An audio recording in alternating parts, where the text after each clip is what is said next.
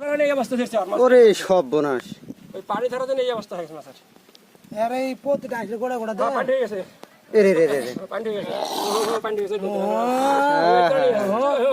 মাছ তাজাই আছে বেটাটা খোঁজ হাতে পেটে রাখা দিতে মাছ তোলা হলো 10 কেজি হবি তো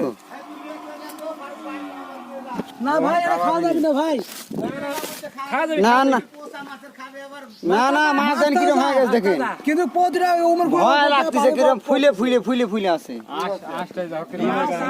মাছ নড়তে যে মাছ তাজা। তাজা কিন্তু মাছ তাজা না থাকে না থাকে না এ ফার করে হাতে ঢুকে গেছে পানি ঢুকছে, তোমার আইসা মাঝে পানি ধরে ধরিস মাছ। মাছ মুখ লড়াইছে মাথা চোখ ফাইটে বাড়া যাচ্ছে মনে হচ্ছে সুজন মাছ চাষটা ইয়ে তোর ভালো আছে।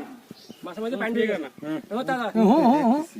মাছ লড়তেছে কইছে গেছে মনে হচ্ছে কিরকম কিভাবে বাড়াইছে কি যে বের